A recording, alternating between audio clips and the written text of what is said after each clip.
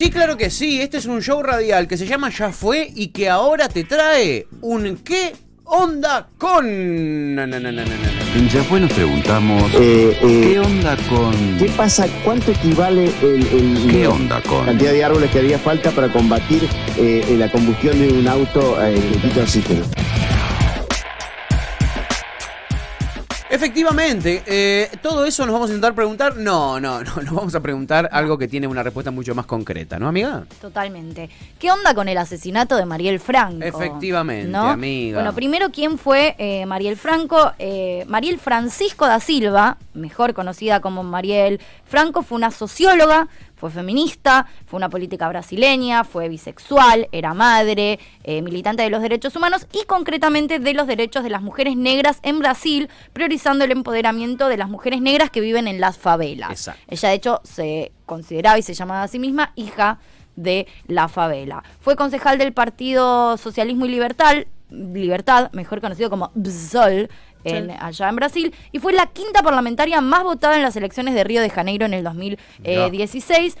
La lucha ella inicia tras la muerte de una amiga muy cercana de ella, que fue víctima de una bala perdida durante un tiroteo con policías y traficantes de drogas en la comuna donde ella nació y vivió. Algo muy común en ese tipo de barrios. Muy común, o sea, digo, uno tiene la idea de las favelas, de por ejemplo, Ciudad de Dios. Bueno, es muy parecido, digo, es un reflejo bastante cercano, a pesar de las críticas, de la verdad lo que ocurre en las favelas en Brasil, que es terrible. O sea, es una guerra constante, realmente, es muy, muy grave. Ella era muy crítica, y esto fue uno de los motivos de su asesinato, o eso se considera, realmente muy crítica de la intervención federal en la seguridad pública de Río de Janeiro, ¿no? En esto de meter todo el tiempo policías dentro de las favelas, que lo que hacían era justamente matarse a tiros en el medio de la favela sin medir nada. No importaba nada, se mataban a tiros. Tienen esas fuerzas militarizadas, viste, como la BOPE y todas esas que son terribles. Son terribles, exactamente.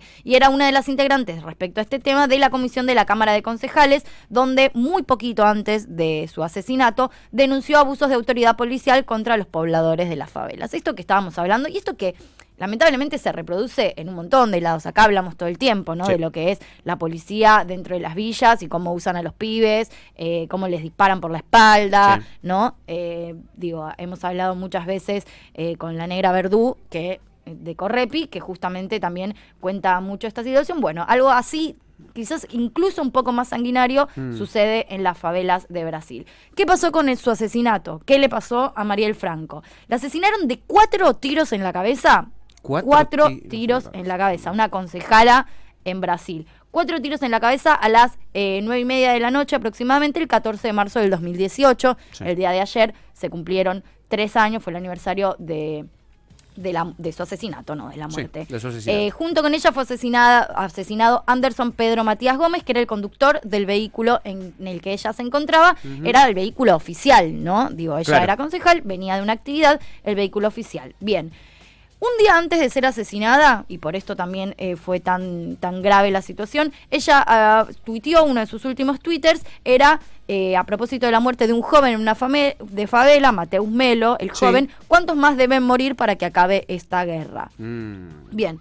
¿Qué pasó con el lugar del crimen y por qué el asesinato es tan heavy? Primero, fue hecho por sicarios. Claro, o sea, está comprobado, exactamente, está comprobado que eran asesinos a sueldo, no se trató de un robo, fue arriba de un vehículo, había otro vehículo que respaldaba a ese vehículo donde del cual salieron estos tiros. En el lugar del crimen se encontraron cartuchos muy parecidos a los que usan las Fuerzas Armadas, así de grave, y desde ahí la investigación cruzó un calvario muy grande, porque además la lentitud del Ministerio Público para seguir las investigaciones sobre el caso fue brutal. Sí. O sea, absolutamente brutal. El año pasado hubo, en realidad hace 2 años me parece, una investigación especial del diario TV Globo, reveló que uno de los presuntos autores materiales e intelectuales del asesinato estaba relacionado con el presidente brasileño Jair Bolsonaro.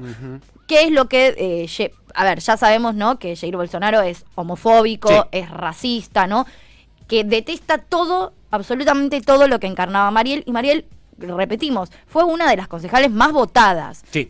Tenía realmente un alcance enorme, tenía un alcance internacional realmente muy fuerte, que obviamente era todo lo que Jair Bolsonaro quería matar, literalmente, y así lo hizo. ¿Qué dice este testimonio? Dice que horas antes del asesinato, Elcio Vieira de Queiroz, que es uno de los sospechosos acusados de conducir el automóvil desde el cual salieron los disparos, llegó a la propiedad y en la portería dijo que iba a la casa número 58, que a quién pertenece.